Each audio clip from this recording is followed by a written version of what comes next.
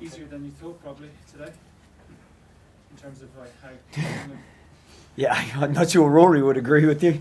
He looks pretty fatigued. Yeah, it was a really, really tough match, and we knew that we were going to have to play unbelievably well to win, and I think we created a couple of opportunities and a few things that we planned went our way, and we probably had one of those days where we took quite a few of the wee set plays we wanted to, but it was far from easy. That was a really, really tough test match, and they're a quality side, and probably defensively it was definitely our best display, and I think as players we kind of felt we owed Faz one, because we'd kind of been there in bits and pieces in the game but just hadn't followed through on his plan enough times.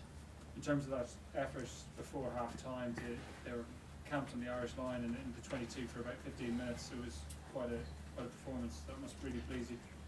Yeah, just I think when you get to those moments it says a lot about a team, and boys just they stuck to our system, and they just fronted up time and time again against some very big and powerful English carriers, and we repelled them. And then I suppose a bit like last week, you know, we then got the impetus going into half time with that lovely little bit of chip and score from Jacob.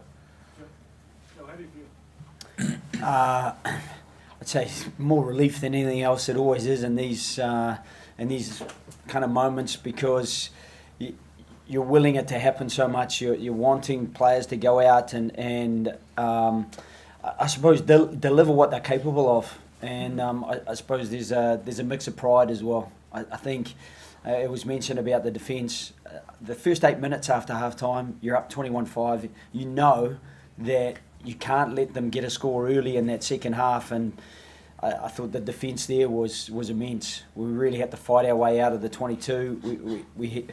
They laid siege to our 22 during that period of time, and there was a heck of a lot of character shown. And I'm also proud of the way some guys got thrown in there and survived.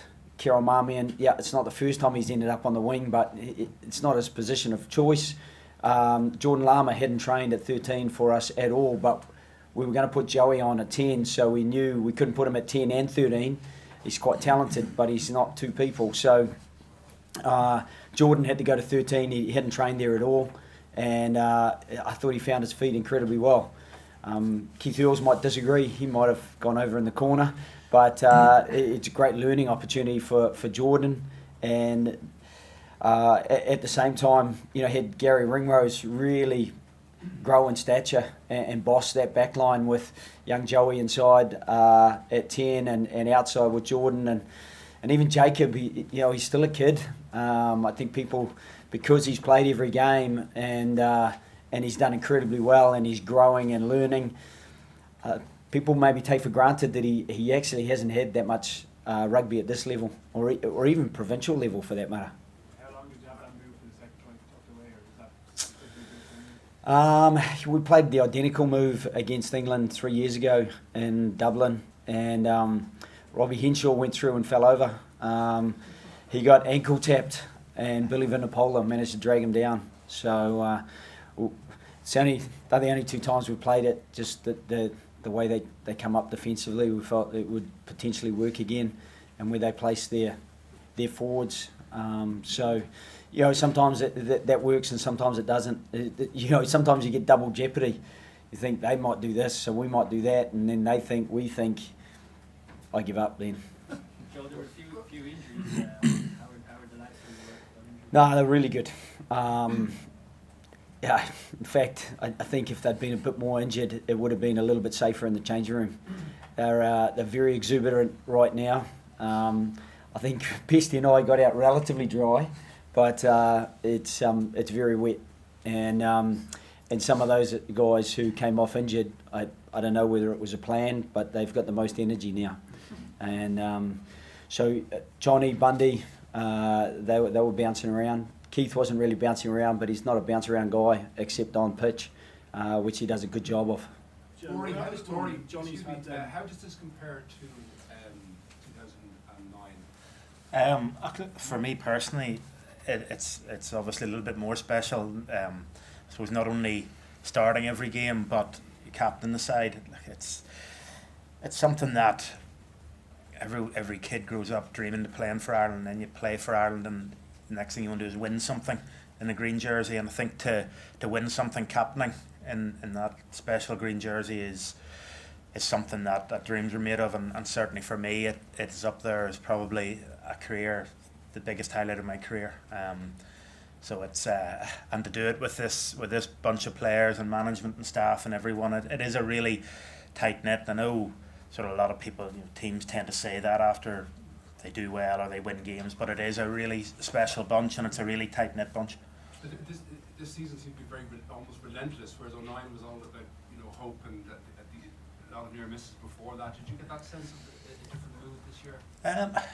I think we knew that we had to target the first game, and we had to just go one game at a time after that, and obviously you look at the fine margins, and on 75 minutes we looked dead and buried in Paris, having controlled the game that we should have won, and those are the little moments, and I think it's probably reflective of how much that we know the effort that went in, and how special that kick from Johnny was, that we tried to ensure that magic moments like that don't go without the reward, and the reward was this afternoon with that win. Joe, you mentioned the age profile there later on, the three quarters line, etc. I mean, the sense of 09, it was almost like not an ending, but that was their ultimate achievement. Do you think there's more to come from this squad and team in years to come?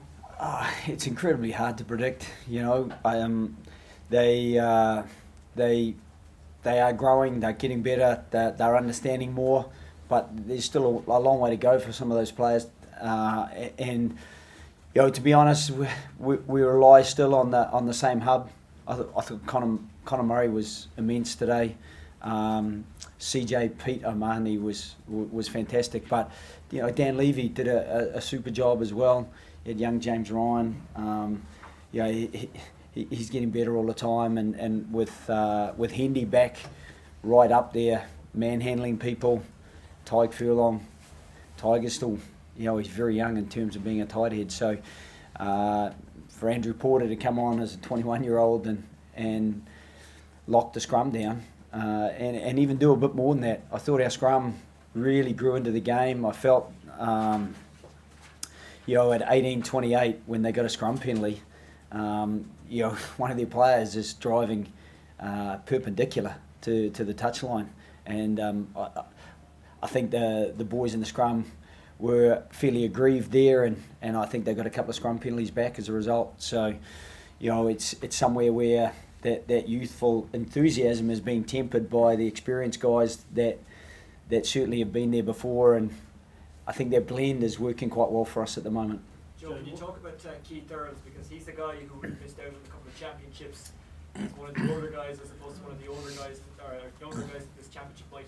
I suppose when the story is told of this championship, and like the Grand Slam, will focus on the younger guys and the impact they made. But with Keith Earls, I mean, it's pretty impressive what he's done from where he was.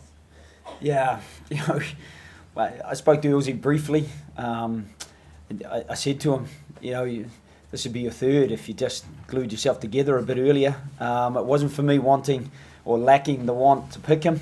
It's just that he had a few mistimed injuries, and that can happen to a player. So, it was fantastic to have him and for him to get his due reward. I think he's been really super for us. And I don't just mean on the pitch. I think that's very visible on the pitch, how sharp he looks, but also off the pitch. I think he really leads by example. He's very, very professional in what he does, prepares himself really well, communicates well with those younger players. So he certainly has been a catalyst for some confidence and improvement in that back three. Joe, in terms of Johnny Sexton, obviously it seems as though he's not been at full fitness at any point in this tournament, but does that just sort of indicate what he's all about, that he was resolved to just grind through it? Yeah, he felt really good today going into the game. Obviously, Johnny attracts a fair bit of attention, and he's perfectly happy. Some of the attention he brings on himself, trying to smash people back when he's standing on the try line, making sure that they don't get over it. I think that's how he bloodied his nose in the first place, and then he was fine. He was totally coherent, but he was starting to fatigue for sure, just because of the workload. His confrontational tackle ability commitment, insanity. He's such a fantastic contributor to the group, and his intellect is. I think he runs such a sharp game, and his kick was pinpoint at the very edge of Rob's reach in the first half.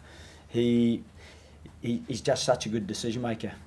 Rory, for Jacob's try there just before half time, like it would have been easy to kick that ball out, but you guys kept playing and got rewarded for it. Who would have made that call there just before half time? Look, it's our mentality to go and attack, and we want the ball, we want to keep the ball, and we don't just want to get it off. We feel that we're fit, we train to play in those moments, and look, those are the little moments that I think if we had lost momentum, we'd have definitely got the ball out and went right. But when you have momentum and at that time of the game, and sometimes either side of half time teams can switch off a little bit and you can't capitalise. So look, for us it's all about how we feel in the game, and while you're going forward, while you have momentum, we knew we had to attack England with and without the ball today, because if you sit back and expect them to hand you something, it just ain't going to happen. And that was, I suppose, following through with our mentality and what we committed to all week.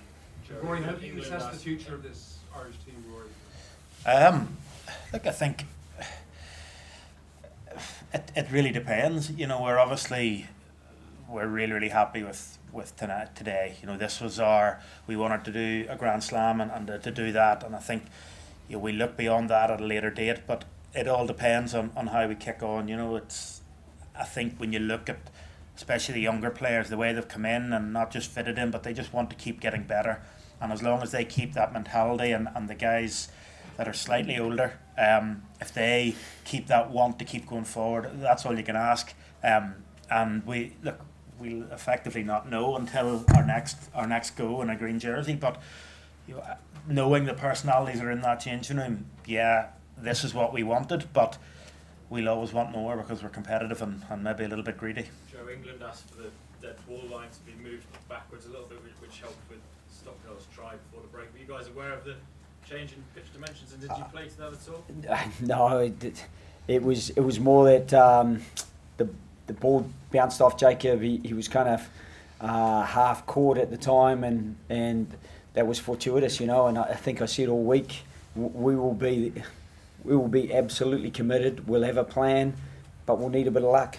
And even I mentioned Sir Alex Ferguson. I remember him speaking at Harvard and talking about how you need to get this and this in order, and then you need a bit of luck. And in really big games, when you know you're up against a team who are at least as good as you are, those moments, they make a difference. So I think Jacob finished it superbly. It was a fantastic. The timing of the pass from Conor Murray really created the initial opportunity, and it was a fantastic finish from Jacob. Joe, Last couple. Joe, how much would you like to see your Grand Slam winning captain stay on and possibly skip Ireland through to the next World Cup? Well, look, he's getting faster and faster on that Zimmer frame. I think I think that that's something that that could come to fruition, hopefully sooner rather than later. But it's like everything, Rory. It's hard to get him to make a decision. So we'll see how we go with that. Rory, the comments by Eddie Jones in the week created a big part of the narrative around the match. Were they mentioned at all in passing? You guys a little bit of. No, look, I think it is something that was said yesterday.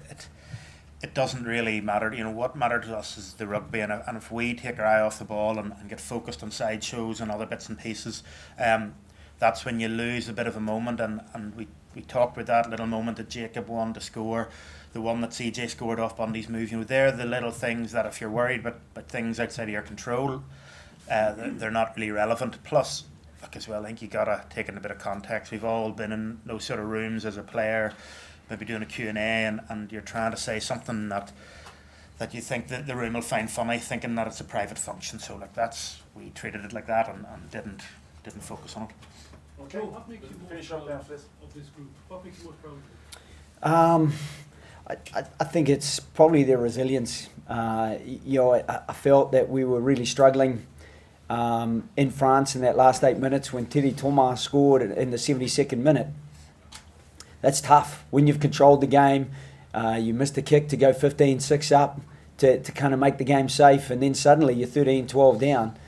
To show the steel that they did and show the commitment and just plain ordinary rugby ability to keep the ball, to connect up, to win ball in the air, and then the exceptional talent that Johnny has of putting the ball between the uprights, finished it off. And it was even, as frustrating as it was when Wales got back to being very close to us after we had a 14-point lead. Again, it never really felt like we would give that up. And for Jacob to race away and score at the end, Jacob was totally in control of that edge defence and did a super job. And today, I think that 8 minutes after half time sums up this team. Yes, they can put together some really good moments and score tries. And again, I think, we probably totaled more than we've ever scored in a Six Nations.